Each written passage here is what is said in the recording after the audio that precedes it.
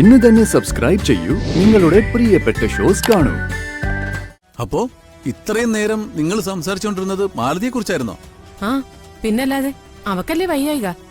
എന്റെ ചേച്ചി, അവൾക്കങ്ങനെ പറയത്തക്ക വയ്യാഴികയൊന്നുമില്ല. അത് നിനക്ക് അവളോടുള്ള സ്നേഹക്കൂടുതലോണ്ട് തോന്നുന്നതാ. നീ അവളുടെ സംസാരത്തെയും പ്രവൃത്തികളെയും നന്നായിട്ടൊന്ന് ശ്രദ്ധിച്ചാ മനസ്സിലാവും. ദേ, അവള് നേരത്തെ വന്ന് ഞങ്ങളോട് പറയുക നന്ദിനി ഗർഭിണിയാണെന്ന്. ഞാൻ ജഗദീഷ് ചേട്ടനോട് ഒരു കാര്യം ചോദിച്ചാ സത്യം പറയോ? എന്താടി? ആദ്യം സത്യം പറയോന്ന് പറ. സത്യം പറയാം, നീ കാര്യം എന്താന്ന് പറ. ജഗദീഷ് ചേട്ടന് എപ്പോഴെങ്കിലും സംശയം തോന്നിയിട്ടുണ്ടോ എനിക്ക് വട്ടുണ്ടെന്ന്? ഇല്ല, എനിക്ക് തോന്നിട്ടില്ല. ആ എടി, ഉറപ്പുള്ള കാര്യത്തിന് എന്തിനാണ് സംശയം? നിനക്ക് ചെറിയ വട്ടൊന്നുമല്ല, മുഴുവട്ട. അതെനിക്ക് മാത്രമല്ല, ഇവിടെയുള്ള എല്ലാവർക്കും അത് അറിയുകയും ചെയ്യാം. നിനക്ക് മാത്രം അത് ഇപ്പോഴേ മനസ്സിലായിട്ടുള്ളൂ എന്ന് മാത്രം. ജഗദീഷ് ചേട്ടാ,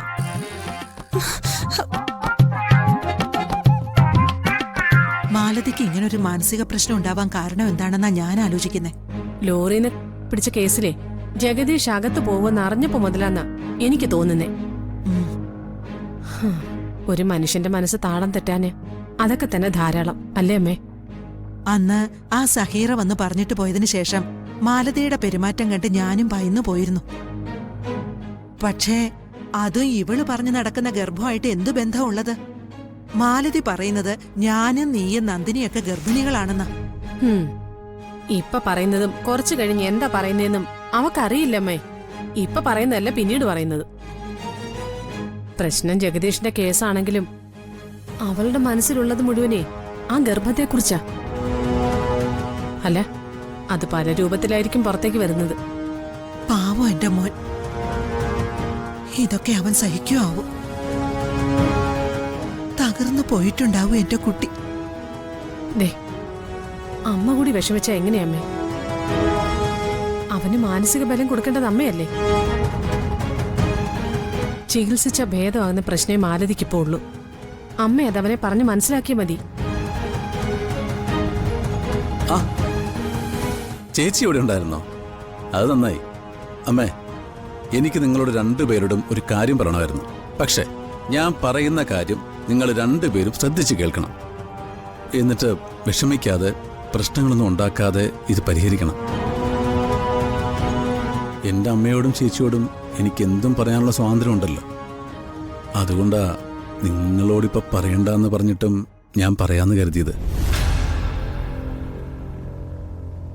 എനിക്ക് പറയാനുള്ളത് അമ്മയുടെ മരുമകളെ പറ്റിയാ. സാവിത്രിച്ചിക്ക് ഞാൻ എന്താ പറഞ്ഞു വരുന്നതെന്ന് ഏകദേശം മനസ്സിലായി കാണും. കാരണം കുറച്ചു മുൻപേ നമ്മൾ ഇതിനെപ്പറ്റി സംസാരിച്ചിരുന്നല്ലോ.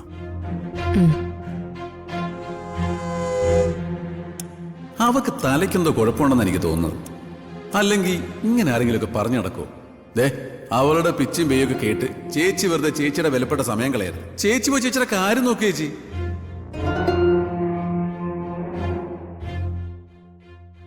അമ്മേ, പുറത്തറിഞ്ഞ വലിയ നാണക്കേടാവും എന്നൊക്കെ പറഞ്ഞ് വിചാരിച്ചിരുന്നോണ്ടായിരിക്കും ഇതൊന്നും നിങ്ങളോട് നേരിട്ട് പറയാഞ്ഞത്.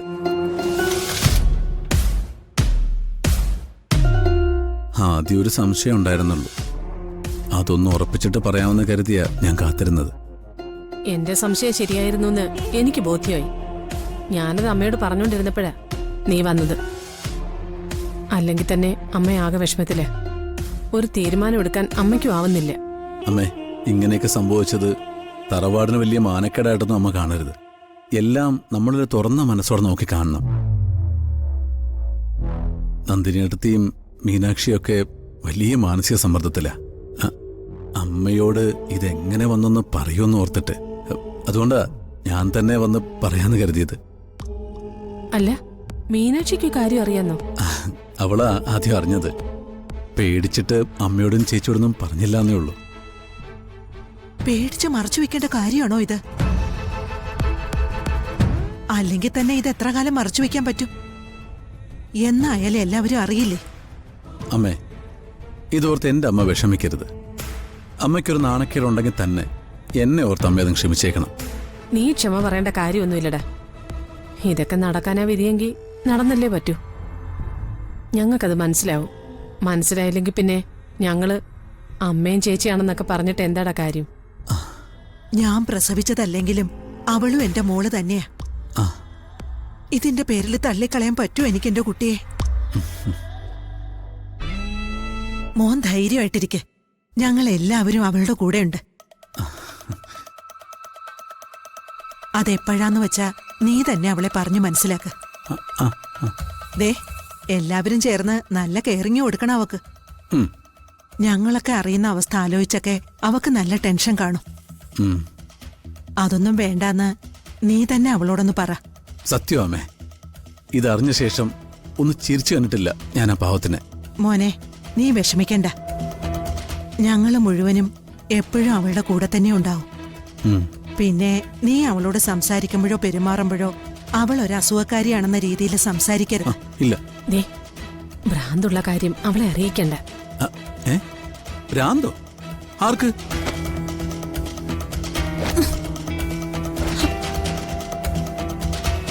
ഇവിടെ എല്ലാവർക്കും ഭ്രാന്താ. ഇനി ഇവിടെ നിന്നാലേ അതെനിക്കും വരും. അതുകൊണ്ട് എന്റെ വീട്ടിൽ പോകുന്ന നല്ലത്.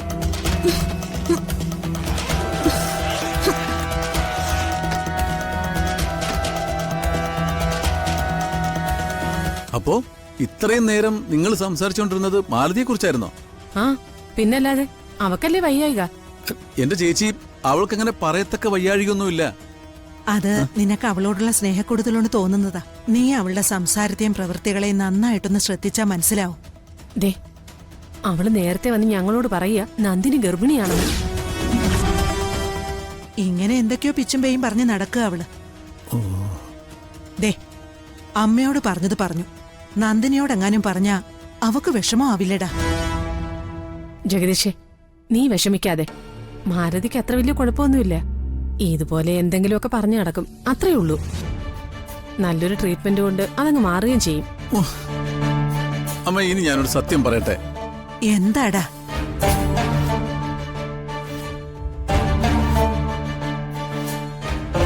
എടാ അമ്മ ശരി.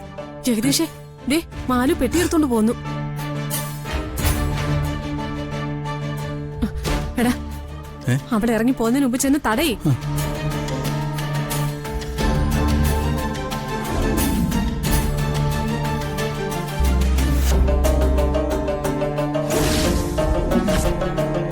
മൈഥിലി,